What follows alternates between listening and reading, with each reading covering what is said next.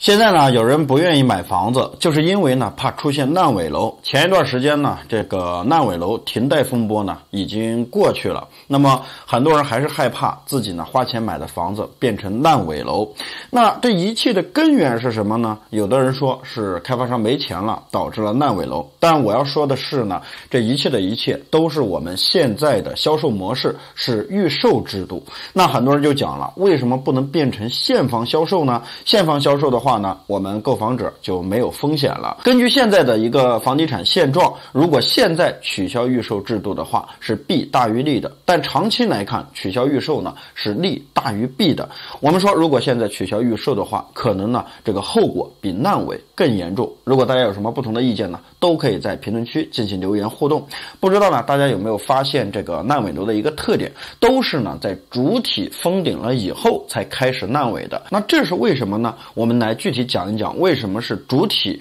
建成了以后才开始烂尾的。通常呢，开发商在前期开发的时候呢，是要把这个工程包给呢总包的，总包呢再包给分包，分包呢再找下面的建筑工人干活。但是呢，这里有一个款项的支出，当开发商找到总包的时候，实际上呢只需要预付10%到30%的款项就可以了。也就是说呢，实际上在这个建设过程当中呢，这个钱是由总包进行垫付的，这也是呢一个行业的潜规则。那其实呢，开发商在前期资金的支出呢并不是很多，比如说我们从地方政府拿地有这个土地出让金，那这一部分呢是有开发贷的，开发商呢可以进行贷款。那在这个建设的过程当中呢，由总包进行垫付，还有呢开发商的资金来源于呢这个预售啊，就是老百姓买房的首付，以及呢老百姓贷款的这个尾款啊，都在开发商这里。好了，当工程呢一直在建的时候，当封顶的时候，这个时候才是开发商支出的大头。按照正常的这个模式呢，总包已经把这个工程量完成了60%到70%，那这个时候开发商要给这个总包预付60%到80%的资金，这是一个非常大的支出。而且呢，这个时候主体完工了，那么剩下的还要有一些配套的需要入场，比如我们常说的这个水电煤气啊、暖气等等设备。那这一部分呢是贷不了款的，开发商是一直要支出的。但如果开发商在前期这个资金呢耗得比较快的话，那么没有钱给到总包，那么总包呢只能够进行停工，下面的呢这个工人呢就开始离场，就形成了所谓的烂尾楼。现在呢我们知道了烂尾楼的产生，很多人说为什么不把这个预售制度取消，我直接改成现房销售，对吧？让开发商呢在整个销售的过程当中不能够往外出售，等房子建好了，我们直接拿着钱去售楼处买。那这样的话，最起码房子是安全的，我们买了房子马上就能够办证。但实际上往往这种方式操作起来是非常非常难的。这个现房销售呢不是个新鲜事，在前几年的这个杭州、福建等地包括海南都实行过这个现房销售，到最后呢不了了之。那我们说，如果现在取消了这个预售，改为现房销售，会产生哪些严重的后果呢？第一个后果就是说呢，开发商的开发周期变长，成本增加，未来呢开发出来的房子卖的房价更高。那我们说呢，开发商在拿地的时候呢，实际上有一些限制的，就是说你拿了土地以后呢，你不能够囤土地，你是要进行开发的。这个期限呢是2年啊，2年之内你必须进行动工。但是动工了以后，并没有说你什么时候把房子建完。那现在呢，如果我们改成了现房销售，那基本上开发商是不能够从老百姓手中获得钱的，这是一个相当大的资金缺口。那这个时候呢，开发商想要把房子建完再去出售的话，就要多方去筹措资金，那这个资金呢不可能一时就筹措得到。那在现在呢预售的模式下呢，可能1年到2年之内就把房子建完了。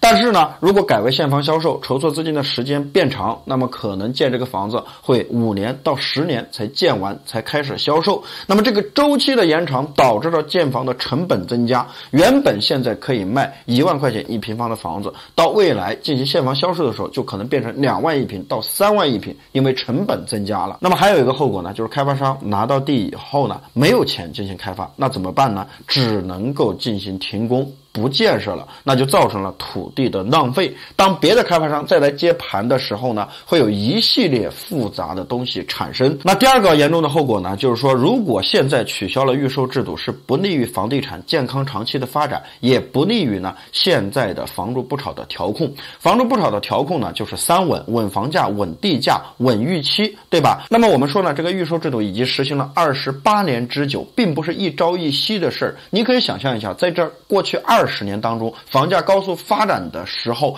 积累了多少房产的问题。那么我们可以说有高风险，我们可以说呢有房产泡沫。最主要的是呢，从2020年的年底给了开发商3道红线。为什么给3道红线？就是过去20年开发商无序的扩张，导致到呢他的债务增加。给3道红线就是为了让他降负债。本身现在就是在开发商一个降负债的关键时期。好了，突然来一个现房销售。那么这个时候本身开发商就缺钱，那开发商直接就摆烂，现在正在建的房子马上就会进行停工，这个时候呢就会导致大批的烂尾楼出现，很多人根本收不到房子，而且呢断供断贷的这个大潮呢也会爆发。很多人知道呢买房子已经没有希望了，本身还着房贷还没有拿到房子，但现在取消了这个预售，大概率呢开发商不会建下去了，那么还贷款没有任何意义。这个时候呢就会增加系统的金融风险，还有一点呢会造成市场上的供不应求。很多人说现在房子已经很多了，怎么会供不应求呢？我们现在这个多余的房产呢是分布的极不均匀的，也就是说呢在1、2线城市用于住宅的这个建设呢本身就少之又少，再加上呢这个人口大量的涌向1、2线城市，所以呢这个购房的需求也在。那你可以看看呢，在1、2线城市来讲的话，这个房源并不是很多，所以呢是供不应求的一个关系。那么在3、4线城市呢，房子大量的过剩，但是呢人们又不愿意去3、4线城市，归根结底呢还是发展的原因。所以说呢，如果说现在一旦改为现房销售，开发商的压力增大，那么这个时候呢开发商大概率会考虑马上不拿土地了，或者说呢会把现在手中已经囤的土地直接呢转让出去卖掉不再进行开发。那么你可以想象一下，我们马上就会买到一些二手房，但是现在二手房呢又不是主流，那就会造成了局部的房价直接上升。我们刚才说到的呢是现阶段如果取消这个预售的话，可能呢就是说弊大于利，但是从长期来看的话呢是利大于弊的。为什么呢？过去的一个模式呢就是说这个房子还没有开始建，我们老百姓呢已经拿全款买了这套房子，现房销售呢是100%的这个完工也就是说小区已经建成了我们才开始销售。但是我们现在的预售呢是只要进度超过25%，开发商就能够拿到预售许可证。那但是呢这个风险在哪里呢？风险呢在我们购房者和银行的身上。你可以想象一下，当预售大量的钱都给了开发商，开发商还出现了烂尾，那更不用说如果是现房销售的话，更容易引发一些矛盾。长期来看的话呢，我们买房子是需要得到保障的，但是呢这里要有一个时间节点，或者说呢要有一个缓冲期，不能够呢一刀切，比如说10到15年的一个缓冲期，慢慢的由预售转向现房销售。而且呢在这个过程当中要把现有的模式，包括开发商的负债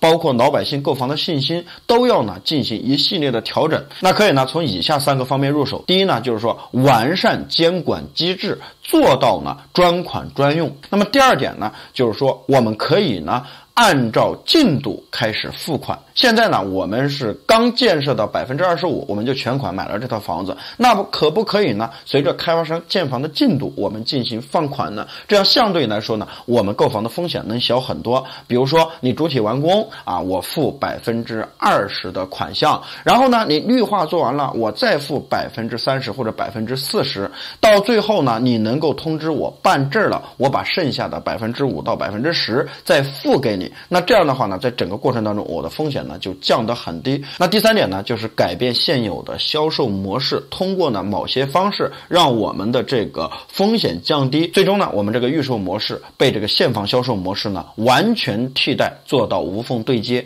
只有这样的话呢才能让整个房地产市场平稳健康的发展。好了，今天的视频呢就讲到这里了，我们下期视频再见，拜拜。